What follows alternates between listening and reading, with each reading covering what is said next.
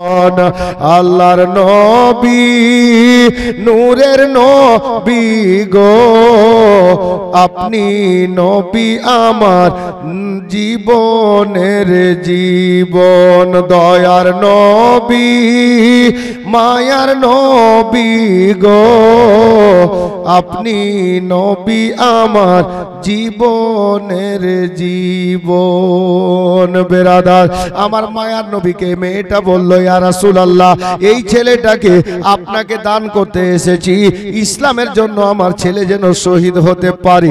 আমার নবী বলেন, এই আল্লাহর বান্দি শোনো তো, তোমার এই দুগ্ধ পান করা বাচ্চাটা এখন চলতে পারে না, ঘোড়ায় বসতে পারবে না, হাতে তলোয়ার নিতে পারবে না, হাতে ঢাল নিতে পারবে না, এ বাচ্চা ইসলামের জন্য যুদ্ধ করবে কিভাবে? মদিনার মেয়েটার জাজবা দেখেন। আমার নবী বলছেন, এই তো বাচ্চা, এই তো যুদ্ধ করতে পারবে না, তুই যুদ্ধ কিভাবে করবে? তলোয়ার নিতে পারবে না, ঘোড়ায় বসতে পারবে না, পায়ে চলতে পারবে না, এই তো দুধ পান করা শিশু। আমার মায়ার নবীকে মেয়েটা বলল, ইয়া রাসূলুল্লাহ, ইয়া হাবিবাল্লাহ নবী গো, আমি এটাও জানি যে বাচ্চা চলতে পারবে না, বলতে পারবে না, তলোয়ার নিতে পারবে না, ঘোড়ায় বসতে পারবে না, ঘোড়ায় চাপতে পারবে না, তবু এই ছেলেটাকে আপনার নিকটে দিতে এসেছি হুজুর, বেয়াদবি মাফ করবেন।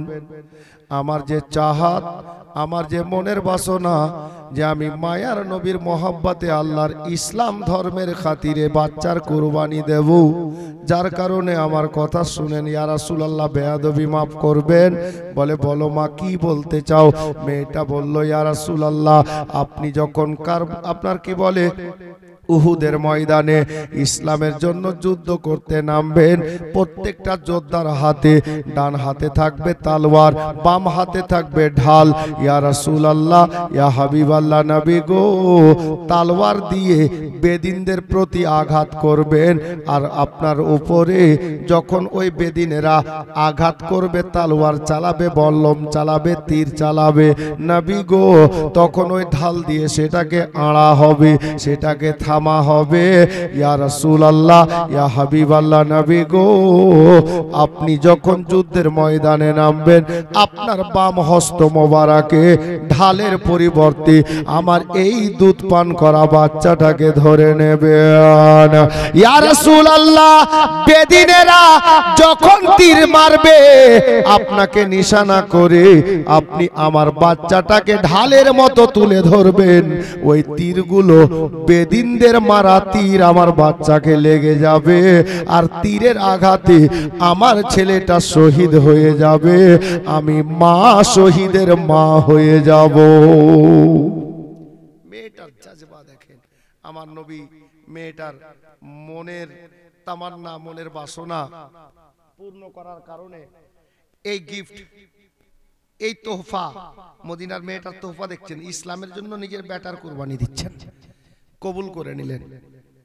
যার জন্য বহুদিন পূর্বে একজন শায়ের লিখেছিলেন কি, যাদের মনে আছে বাসনা, আইকে যাবি সোনার মদিনা। যাদের মনে আছে বাসনা, আইকে যাবি সোনার মদিনা। ও গো পাক মদিনা গেলে পরে পূর্বে মনের বাসনা, আইকে যাবি সোনার মদিনা। যাদের মনে আছে বাসনা, আইকে যাবি সোনার মদিনা। মদিনাতে গিয়ে কেউ খালি ফিরেনি, যে যখন গিয়েছেন দিল থেকে চেয়েছেন, দয়ার নবী তার ঝুলি পূর্ণ করে পাঠিয়েছেন। মেয়েটা বাচ্চাটাকে দিয়ে চলে গেলেন বাড়ি। বাস ঘটনা মোকাম্মল করে হযরতকে মাইক দেব, 2, 4, 10, 15 মিনিট আর বসেন। নবী পাক বাচ্চাটাকে কবুল করলেন, চলে গেলেন ময়দানে। উহুদের যুদ্ধ আরম্ভ হলো। বেরাদার, উহুদের যুদ্ধ যখন আরম্ভ হয়ে গেল, একের পর এক যুদ্ধের ময়দানে নবীর সাহাবীরা যাচ্ছেন। অনেক সাহাবী শহীদ হয়ে গেছেন ইসলামের জন্য, কিন্তু ওই মদিনার মেয়েদের যে তোহফাখানা ছেলেটা বাচ্চাটা দিয়েছে, আমার নবী যখন যুদ্ধের ময়দানে নামলেন, নিজের বাম হস্ত মোবারকে ঢালের পরিবর্তে ওই বাচ্চাটাকে ধরেছিলেন। সত্যিকারে ইতিহাসে লেখা ওই মেয়েটার বাচ্চাটা বেদিনদের তীরের আঘাতে জামে শাহাদাত পান করেছেন। বাচ্চাটা শহীদ হয়ে গেছেন, বাচ্চার মা শহীদের মা হয়ে গেল, বাচ্চাটা আল্লাহর রাস্তায় কোরবানি হয়ে গেল। এই করে একটা নয় দুইটা নয়, উহুদের ময়দানে ৭৭ জন সাহাবী আল্লাহর রাস্তায় নিজের জীবন কুরবান দিয়েছেন, গর্দান কাটিয়েছেন। যুদ্ধ যখন সমাপ্ত হয়ে গেল, আমি যে ঘটনা বলছিলাম ওখানে বলছি, এবার শুনেন। যুদ্ধ সমাপ্ত হলো, যেই যুদ্ধের ময়দানে আমার নবী পাকের মস্তকের উপরে লোহার হেলমেট ছিল, বেদিনদের আঘাতে ওই লোহার হেলমেট ভেঙে গিয়ে আমার নবী পাকের মস্তক মোবারকের ভিতরে প্রবেশ করেছিল, যার আঘাতে আমার মায়ার নবী রক্তাক্ত হয়েছিলেন। এই বেরাদার, উহুদের ময়দানে আমার মায়ার নবীর দান্দান মোবারক শহীদ হয়েছিল, যাকে আমরা দাঁত বলে থাকি। ওই দান্দান মোবারক শহীদ হয়েছিল ওই যুদ্ধের ময়দানে। এই বেরাদার, যুদ্ধ সমাপ্ত হলো, আমার মায়ার নবী ডাক দিলেন, সাহাবীরা রে, ইয়া রাসূলুল্লাহ হুকুম করেন। বলে, একটা কাজ করো, উহুদের ময়দানে যাও আর দেখো আমার সাহাবীদের মধ্যে যেই সমস্ত সাহাবীরা শহীদ হয়ে গেছে, দুনিয়া থেকে বিদায় নিয়েছে, যাও তাদের দেহগুলোকে তুলে এক জায়গায় আলাদা করো। সাহাবীরা নামলেন ময়দানে, একের পর এক সাহাবীদের দেহগুলোকে, লাশগুলোকে, শহীদ হওয়া বডিগুলোকে তুলে তুলে বাবা এক সাইডে করতে লাগলেন। খোঁজ করতে করতে বাবা ৬৯ জন সাহাবীর লাশখানাকে আল্লাহ আল্লাহ এক সাইডে জমা করা হলো। ময়দানে সাহাবীরা তন্ন তন্ন করে খোঁজ করতে আরম্ভ করেছেন। সাহাবীদের মধ্যে আলোচনা আরম্ভ হয়েছে, বলা বলি আরম্ভ হয়েছে। আরে সবার দেহ তো পাওয়া গেল, একজন সাহাবীর দেহ পাওয়া যাচ্ছে না। যেই লোকটার নাম, যেই সাহাবীর নাম কিতাবে লেখা আছে হযরতে হানজালা রাদিয়াল্লাহু তাআলা আনহু, যুদ্ধের ময়দানে উনিও বাবা শহীদ হয়ে গেছেন, উনার দেহখানা পাওয়া যাচ্ছে না। এ বেরাদার, হযরতে হানজালার দেহ পাওয়া গেল না। আমার দয়ার নবীর নিকটে গিয়ে সাহাবীরা বলেন, ইয়া রাসূলুল্লাহ, ইয়া হাবিবাল্লাহ নবী গো, আপনার সমস্ত সাহাবীর যারা শহীদ হয়েছেন তাদের দেহ পাওয়া গেল, হযরতে হানজালার দেহখানা পাওয়া গেল না। আমার নবী বললেন, সাহাবীরা রে, যাও গিয়ে তোমরা ময়দানে ভালোভাবে খোঁজ করে দেখো কোন সাইডে হবে। সাহাবীরা গেলেন বাবা, আবার তন্ন তন্ন করে খোঁজ করলেন। অবশেষে দয়ার নবীর দরবারে আমার বিশ্ব নবীর সাহাবীরা এসে বলেন, ইয়া রাসূলুল্লাহ নবী গো, আমরা তন্ন তন্ন করে ময়দানখানা খোঁজ করে দেখলাম, সবার দেহ দেখতে পাওয়া গেল, আপনার সাহাবী হানজালার দেহ দেখতে পাওয়া গেল না। আমার নবী বলেন, সাহাবীরা রে, তোমরা যা দেখ, আমি নবী যা দেখি তোমরা তা দেখো না। তোমরা তো খোঁজ করেছো, এবার দাঁড়িয়ে যাও তোমরা রে। আমি নবী আমার হানজালাকে খোঁজ করে দেখি কোথায় পাওয়া যায়, কোথায় হানজালার লাশখানা আছে। আমার নবী ডানে তাকালেন, বামে তাকালেন, ময়দানে তাকালেন, এবার অবশেষে আসমানের দিকে আমার নবী তাকালেন। বাবা হযরতে হানজালা রাদিয়াল্লাহু তাআলা আনহুর দেহখানাকে, লাশখানাকে খোঁজ করার কারণে হঠাৎ করে মায়ার নবী অল্প টাইমের মধ্যে, আল্লাহু আকবার, সাহাবীদের মধ্যে ডাক দিয়ে বলেন, রে সাহাবীরা, আর হানজালাকে খোঁজ করা লাগবে না, আমি নবী আমার হানজালাকে পেয়ে গেছি। সাহাবীরা বলছে, ইয়া রাসূলুল্লাহ, আমরা যে ময়দান এত তন্ন তন্ন করে খোঁজ করলাম, হানজালাকে পেলাম না, আমরা কি জানতে পারি হুজুর, ইয়া রাসূলুল্লাহ কোথায় পাওয়া গেল, হানজালা কোথায় আছে? আমার মায়ার নবী বলেন, সাহাবীরা, আমার হানজালাকে আমি এই মুহূর্তে দেখলাম, হানজালা শহীদ হয়েছে, আর হানজালার দেহখানা উহুদের ময়দান থেকে আল্লাহর হুকুমে ফারিস্তারা জান্নাতি তক্তাই করে জান্নাতি তক্তার উপরে শুইয়ে জমিন থেকে উহুদের ময়দান থেকে আল্লাহর আসমানের উপরে নিয়ে গিয়ে হাউজে কাউসারের পানি দিয়ে গোসল করাচ্ছে। আমি নবী নিজের চোখে দর্শন করলাম, আর খোঁজ করা লাগবে না। বেরাদার বাবারা, ভাইয়েরা, মা বোনেরা, হযরতে হানজালাকে যখন বাবা রেখে যাওয়া হলো, গোসল করিয়ে দিয়ে আসমানের উপরে নবী পাকের দরবারে হানজালাকে পেশ করা হয়েছে। দেখতে পাওয়া গেল, ইতিহাস গাওয়া আছে, ইতিহাস সাক্ষ্য দিচ্ছে বাবা, হানজালার শরীর থেকে টপ টপ করে পানির কাতরা বেরোতে ছিল। এ বেরাদার বাবারা, ভাইয়েরা, মা বোনেরা, সাহাবীরা দরিয়াফত করলো, মানে জিজ্ঞাসা করলো, ইয়া রাসূলুল্লাহ, আপনার 69 জন সাহাবী আরো ময়দানে শহীদ হয়েছে, তবে হানজালাকে গোসল করানো হলো আসমানে তুলে, এই সাহাবীদেরকে কেন গোসল করানো হলো না? তার কারণটা কি আমরা জানতে পারি? আল্লাহু আকবার কবীরা। আমার নবী বললেন, সাহাবীরা রে, এই কারণ যদি জানতে হয়, নবী তো জানেন বাবা, কিন্তু নবী বলছেন সাহাবীরা যদি কারণটা জানতে হয়, যাও হযরতে হানজালার বিবিকে তোমরা ডেকে পাঠাও, হযরতে হানজালার বিবি বলে দেবে। আল্লাহু আকবার কবীরা। হানজালার বিবি পর্দার সহিত আমার নবীর সামনে এসে হাজির হলেন। আল্লাহু আকবার কবীরা। আমার মায়ার নবী জিজ্ঞেস করলেন, এ হানজালার বিবি, বলো তো হানজালা কি অবস্থাতে এসেছিল এই যুদ্ধের ময়দানে? আমার সঙ্গে দলে নথিভুক্ত হয়েছিল, নিজের নামটা লিখিয়েছিল। হানজালার বিবি বলেন, ইয়া রাসূলুল্লাহ, ইয়া হাবিবাল্লাহ, নবী গো, আমরা বাসর রাতে স্বামী স্ত্রী বিছানায় ছিলাম। আসল কথা হলো আমার স্বামী অপবিত্র অবস্থায় ছিলেন, গোসল ওয়াজিব হয়ে গিয়েছিল, গোসলটা ফরজ হয়ে গিয়েছিল, কিন্তু আপনার ডাক পেয়ে হযরতে হানজালা আমার স্বামী দেরি করেনি।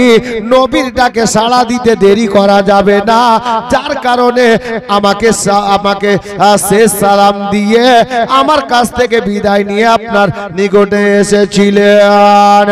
আমার নবী বললেন, এই সাহাবীরা, আমার হানজালা আমার মহব্বতে যদিও গোসল ওয়াজিব ছিল, গোসল ছেড়ে যুদ্ধে শামিল হয়েছিল, আমার ভালোবাসাতে আমার আল্লাহ পাক হযরতে হানজালার মহব্বত খানাকে এত পছন্দ করেছে রে, এই অবস্থাতে হানজালাকে কবরে আল্লাহ নেবেন না, যার কারণে নবীর গোলামকে আল্লাহ পাক ফেরেশতা নিযুক্ত করে আসমানে তুলে হাউজে কাউসারের পানি দিয়ে ফরজ গোসল করিয়ে দিলেন। হযরতে হানজালার কিসমত দেখেন, ইনার উপাধি হলো গাসায়েলুল মালাইকা, মানে ফেরেশতাদের গোসল দেওয়া সাহাবী হযরতে হানজালা রাদিয়াল্লাহু তাআলা আন। এই ঘটনা কেন বললাম? বলার একটাই কারণ, খাস করে দাদাকে বলবো যে হযরতে হানজালা বাসর রাতে নিজের স্ত্রীকে রেখে নবীর মহব্বতে নিজের গলা কাটিয়ে দিলেন, সবুর করেছেন। নবীর ইশক, নবীর প্রেম, নবীর মহব্বত হযরতে হানজালার মধ্যে। তো হযরতে হানজালাকে ফেরেশতারা তুলে নিয়ে গিয়ে আসমানের বুকে হাউজে কাউসারের পানি, যে হাউজে কাউসারের পানির ব্যাপারে আল্লাহর নবীর ফরমান আছে, এই দুনিয়ার পানি পান করলে আবার পিপাসা লাগবে, কিন্তু হাউজে কাউসারের পানি কোনো আল্লাহর বান্দা বা বান্দি একবার যদি পান করে নাই, তাকে আর 50,000 বছর পিপাসা লাগবে না। ওই হাউজে কাউসারের পানি দিয়ে হযরতে হানজালাকে ফেরেশতারা গোসল দিলেন। এক কথাই বলবো, সবুর করুন, সবুরের ফল মিষ্টি হয়। আর হযরতে নবী পাক সাল্লাল্লাহু তাআলা আলাইহি ওয়াসাল্লামের অনেক ঘটনা আছে। রাত হয়ে গেল, ঠান্ডা রাত, আর একজন মাওলানা সাহেব আর আছেন, অল্প কিছুক্ষণ ওনার মুখেও আমরা শুনবো। আমি তো বাড়ির ছেলে। হযরতে নবী পাক সাল্লাল্লাহু আলাইহি ওয়াসাল্লামের প্রথম স্ত্রী, আমি একটু আগেই নাম বললাম, উম্মুল মুমিনিন মা খাদিজাতুল কুবরা রাদিয়াল্লাহু তাআলা আনহা। উনি 25 বছর জিন্দেগি যাপন করার পর অসুস্থ অবস্থায়, শারীরিক অবস্থা ভালো নেই, বিছানায়, মা ফাতেমা জান্নাত রানীর বয়স তখন প্রায় 7 বছর, কচি মেয়ে। এহেন অবস্থায় একদিন মা খাদিজাতুল কুবরা রাদিয়াল্লাহু তাআলা আনহা আমার মায়ার নবীকে বলছিলেন, ইয়া রাসূলুল্লাহ, জীবনে কোনোদিন কিছু তো চাইনি, আজকে একটা জিনিস চাইবো, দেবেন? তো মা খাদিজাতুল কুবরা বলছেন, মা খাদিজাতুল কুবরাকে আমার নবী বলছেন, খাদিজা রে, তুমি কেমন কথা বলছো বিবি? এই মক্কা শহরের মধ্যে সব চাইতে বড় পয়সাওয়ালা মেয়ে ছিল হযরতে মা খাদিজা। আর নবীর সঙ্গে বিয়ে হওয়ার পর নিজের সমস্ত ধন সম্পত্তি, টাকা পয়সা, সোনা চাঁদি যা ছিল আমার নবীকে দিয়ে দিলেন যে, ইয়া রাসূলুল্লাহ, এটা আমার নয়, আজ থেকে আপনার। তো আমার নবী বলছেন, খাদিজা, ফাতেমার মা, আমার সঙ্গে বিয়ে হওয়ার পর তুমি নিজের সমস্ত প্রপার্টি, সমস্ত টাকা পয়সা, ধন দৌলত আমার কদমে লুটিয়ে দিয়েছো। আমি ওই টাকাগুলো, পয়সাগুলো, জমি জায়গাগুলো, খাবার দাবারগুলো কখন কি করলাম, কাকে দিলাম, কোনোদিন তুমি হিসাব চাও না। আর এত বড় পয়সাওয়ালা মেয়ে হওয়া সত্ত্বেও তুমি যে শাড়িটা পরো, যে কাপড়টা পরো, কাপড়টা তালি দিতে দিতে, জোড়া দিতে দিতে চিড়ে গেছে, সেলাই করেছো, আবার চিড়ে গেছে, আবার সেলাই করেছো। একটা শাড়িতে এতটা জোড়া তালি দিয়েছো যে আর পড়ার মতো নেই, তবুও তুমি আমাকে বলোনি যে নতুন শাড়ি নিব। আর তুমি এই মুহূর্তে বলছো যে, ইয়া রাসূলুল্লাহ, আপনার কাছে একটা জিনিস চাইবো, দেবেন? আমার নবী কি বলেছিলেন জানেন? এই ফাতেমার মা খাদিজা, শোনো বিবি, আমি নবী আজকে কথা দিলাম, তুমি আমার নিকটে যা চাইবে আমি নবী তোমাকে সেটাই দেব। মা খাদিজা কি চাইছেন দেখেন, প্রত্যেকটা মেয়েকে বলছি ধ্যান দিবেন। মা খাদিজা কি চাইছেন নিজের স্বামীর কাছে, আমাদের নবীর কাছে? হযরতে মা খাদিজা বলছেন, ইয়া রাসূলুল্লাহ, আমার টাকা পয়সা, বাড়ি গাড়ি, সোনা চাঁদি কিচ্ছু লাগবে না। যেটা আমি চাইছি সেটা কি জানেন হুজুর? বলো বিবি, তুমি নিজের মুখে বলো।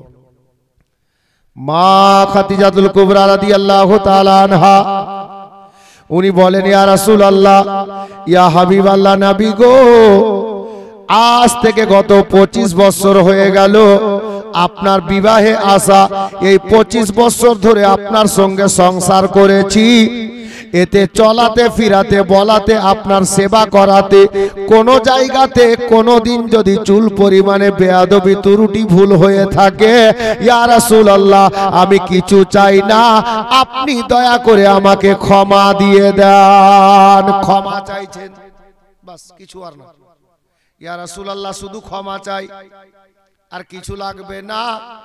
আমার নবী কি বলছেন এবার উত্তরে শুনেন। প্রত্যেকটা মেয়েকে বলবো, নবী কি বলছেন দেখেন। বলেন, এ ফাতেমার মা, এ বিবি খাদিজা, শোনো রে, এই 25 বছর জিন্দেগি অতিবাহিত করাতে তুমি আমার খেয়াল এতটা রেখেছো, আমার সেবা এমন ভাবে করেছো, আমার সঙ্গে এমন ভাবে কথা বলেছো, মাথা নত করে চলেছো, আমার সেবা যত্ন এমতো করেছো। এ বিবি খাদিজা, এই 25 বছরের মধ্যে আমি নবী কোন জায়গাতে কোনদিন কোন সময় চুল পরিমাণে তোমার ত্রুটি ভুল খোঁজ করে পাইনি রে। এ ফাতেমার মা, আমি নবী তবুও তোমাকে কথা দিয়েছি, ওই হিসাবে আমি নবী তোমাকে ক্ষমা করে দিলাম। খাদিজা ক্ষমা পেয়ে গেলেন। অবশেষে মা খাদিজাতুল কুবরা আরো 2-3টি কথা বলেছিলেন, ইয়া রাসূলুল্লাহ, আর একটি জিনিস চাইবো। বিবি বলো। বলে, হুজুর, আমি যখন ইন্তেকাল করে যাব, আমার কাফনের কাপড়টা না মক্কার বাজার থেকে, না মদিনার বাজার থেকে, না মুলকে শাম থেকে, না ইরাক থেকে, না ইরান থেকে, কোনো দেশ থেকে নয়, কোনো জায়গা থেকে নয়, কোনো মার্কেট বাজার থেকে নয়, দোকান থেকে নয়, হুজুর, আপনার ব্যবহার করা কোনো কামিজ বা চাদর বা লুঙ্গি, আপনার ব্যবহার করা কোনো কাপড় থেকে আমার কাফনের কাপড়টা বানিয়ে দিয়ে। বিবি, কেন? হযরতে খাদিজা বলেছিলেন, ইয়া রাসূলুল্লাহ, কবর বড় ভয়ানক জায়গা। ওই কবরের মধ্যে আপনার মুখ থেকে শ্রবণ করেছি, কবরের মধ্যে সব থেকে ছোট্ট একটা শাস্তি বা কষ্ট হলো এটা, মৃত্যু ব্যক্তিকে কবরের মাটি দুই সাইড থেকে চাপবে, ডান হাতে ডান সাইডের হাড়গুলোকে বাম সাইডে করে দেবে, বাম সাইডের হাড়গুলোকে ডান সাইডে করে দেবে, আর ধুলোর মতো তুলো তুলো করে দেবে, একেবারে ধুলার মতো হয়ে যাবে। আবার মাটি সরে যাবে, দেহটা ঠিক যেমন ছিল তেমন হবে, আবার মাটি এই মতো দুদিক থেকে চাপতে থাকবে। এটা হলো সবচাইতে ছোট শাস্তি কবরের মধ্যে মৃত্যু ব্যক্তির জন্য। ইয়া রাসূলুল্লাহ, ইয়া হাবিবাল্লাহ, নবী গো, আপনার ব্যবহার করা জামা কাপড় থেকে, লুঙ্গি থেকে কিংবা চাদর থেকে আমি নিজের কাফন এই জন্য বানাতে চাইছি, এই জন্য আপনাকে বলে যাচ্ছি যে ওই কবরের মাটি, আপনার ব্যবহার করা কোনো লুঙ্গি বা কাপড় যদি আমার শরীরে থাকে তাহলে আমার কবরের মধ্যে কিছুটা রক্ষা হবে, কবরের মাটি আমাকে কষ্ট দিতে পারবে না। আকীদা দেখেন, ঈমান দেখেন মা খাদিজার। আর বলে ইয়া রাসূলুল্লাহ, ইয়া হাবিবাল্লাহ, নবী গো, কবরের পাশে মাটি দেওয়ার পর আপনি কিছুক্ষণ দাঁড়াবেন। আর শেষ কথা, মা খাদিজা বললেন, ইয়া রাসূলুল্লাহ, আমি দুনিয়া ছাড়ার পর আমার ফাতেমা, জানি না কত মা মা বলে কাঁদবে, ইয়া রাসূলুল্লাহ ফাতেমাকে কাঁদতে দিয়েন না, কারণ আমি মা তো চলে যাব, ফাতেমাকে দেখবে কে, মায়ের মতো আদর যত্ন করবে কে? হযরতে নবী পাক সাল্লাল্লাহু আলাইহি ওয়াসাল্লাম বললেন, ফাতেমার মা তুমি চিন্তা করো না। অবশেষে হযরতে খাদিজাতুল কুবরা দুনিয়া থেকে বিদায় নিয়েছেন। মা ফাতেমাতুজ জাহরা রাদিয়াল্লাহু তাআলা আনহা 7 বছরে মা হারা, মাতা হারা, মাকে হারিয়েছেন। অতএব এই মুহূর্তে আমি ওনাদেরকে বলবো, যিনাদের স্ত্রী কবরে চলে গেছেন, দিল থেকে ওনাকে আমাদেরকে ক্ষমা করে দিতে হবে। আর ছেলে মেয়ে যারা আছো, মা ফাতেমাতুজ জাহরা রাদিয়াল্লাহু তাআলা আনহা 7 বছরে উনিও মা হারা হয়েছেন, এতিম হয়েছেন, এইভাবে জিন্দেগি অতিবাহিত হলো। মায়ের এতিম হয়ে জিন্দেগি কাটালেন ফাতেমা। হযরতে গেরামি আর আগে নিয়ে যাচ্ছি না, বাস মানকাবাতে 2-3টি মিসরা পাঠ করে হযরতকে মাইক দেব। একবার দরুদ শরীফ পড়ি, আল্লাহুম্মা সাল্লি